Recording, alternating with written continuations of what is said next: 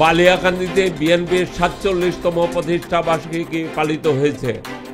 রাজবাড়ী জেলার বালিয়াকান্দি উপজেলা বিএনপির আয়োজনে বুধবার বিকেলে বিএনপির অস্থায়ী কার্যালয়ে অঙ্গ সংগঠনের নেতাকর্মীরা উপস্থিত হয়ে বালিয়াকান্দি শহরের প্রধান সড়কে র্যালি শেষে চৌরাস্তা মোড়ে সাবেক সভাপতি আবুল হোসেন খানের সভাপতিত্বে সভায় বক্তব্য রাখেন সংগঠনের নেতাকর্মীরা। এ সময় খন্দকার মশিউল আজম চুন্নু বলেন,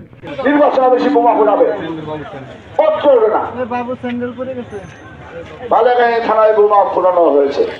ভাই এখন বড় বড় কথা বলতেছেন, এখানে 14 সালে কথা বলেছি, আপনারা অনেকেই জানেন।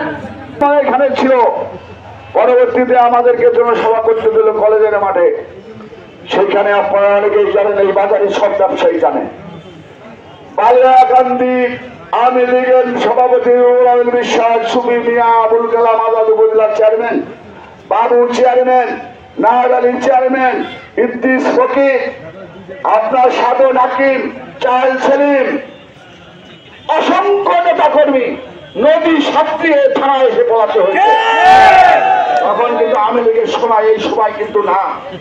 তখন যখন দাওরায় ভোট দিতে পারছি আমাদের সঙ্গে, আর আপনারা আমাদের দল করেন, গ্রুপ যাই করেন, দল তো আমাদের করেন, আপনারাও সেইভাবে চলবেন। আপনাদের বলতে চাই যে বালিয়াকান্দি থানা কমিটিতে আমি হলো 3 নম্বর সদস্য, যে কমিটি ফেসবুকে আসছে। আমার আবুল ভাই সাহেব জেলা কমিটির মেম্বার, উনি কমিটিতে নেই। ওয়াব ভাই সদস্য, বিনুবাবু সদস্য, বাচ্চু ভাই সদস্য। এই কমিটিকে অবাঞ্ছিত ঘোষণা করা হলো আজকে। পরিচয় করা যাবে না আজকে এখানে।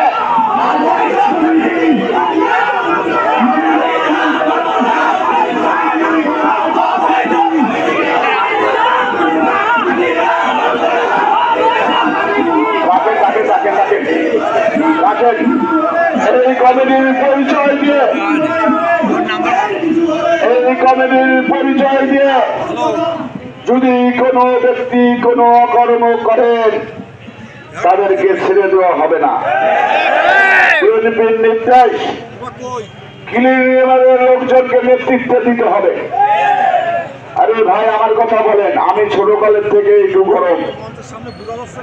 আমি যখন বালিয়াকান্দি হোস্টেলে পড়ি তখন আমাদের এখানে অফিস ছিল, বিএনপির অফিস, এই যে সোনালী ব্যাংকের সামনে আহমদ দাদার ঘরে, এখন মনোহর ইলেকট্রনিক, ওখানে আমি তখন দলীয় অফিস গেছিলাম।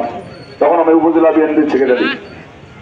তখন আমার কাছ থেকে রুলচেনের অন্যায় করে পার পাইনি। অনেকে আমি অন্যায়ের বিরুদ্ধে, আমার শরীর যতক্ষণ রক্ত আর থাকবে ততক্ষণ অন্যায়ের বিরুদ্ধে যুদ্ধ ঘোষণা করে আমি আগেও করি, আগেও করেছি, আগামীতেও করব। আর আমি বলতে চাই, অন্যায়ের কাছে যারা মাথা নত করে তারা মানুষ নয়, তারা কাপুরুষ। অন্যায়ের সাথে যারা আপোষ করবেন তারা কাপুরুষ। কারণ আমার নেত্রী কোনদিনও আপোষ করে নাই। তাই তো তিনি আবশ্যিক নেত্রী বাংলাদেশে। আমার নেত্রী যদি আপোষ করতেন তাহলে ওনাকে জেল খাটতে হতো না। আমার নেত্রী যদি আপোষ করতেন তারা জনগণকে বিদেশে থাকতে হতো না। কারণ ওই 50-52 সিট দিলে ওরা নির্বাচনের বৈধতা নিয়ে যাবে। আমার নেত্রী তা মানে নাই।